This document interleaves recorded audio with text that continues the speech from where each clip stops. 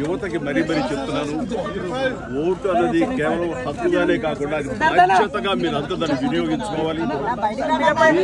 వినియోగించుకోవడం మూలంగా అధికారులకి ఎవరైతే వస్తారో వాళ్ళు కూడా బాధ్యతగా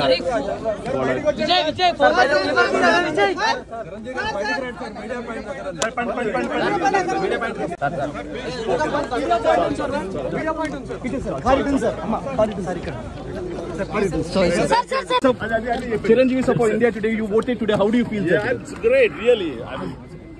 One second. Yes, sir. Yes, sir. You voted. Sir, you voted today. How do you feel, sir? It's great, really. I have a lot of satisfaction. I've made use of my vote power. And tomorrow, wishing good luck to your brother.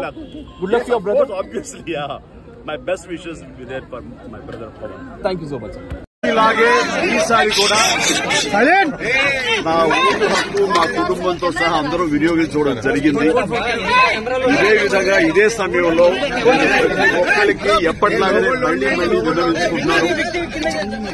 ఈ vote హక్కు వినియోగించుకోండి.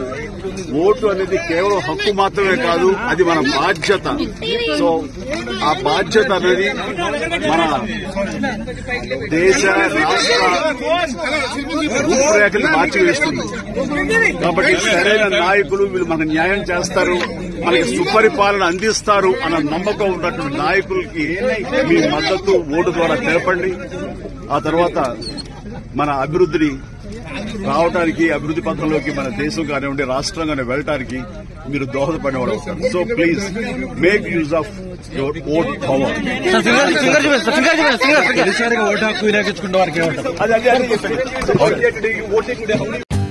For more updates, like, comment, subscribe to our channel.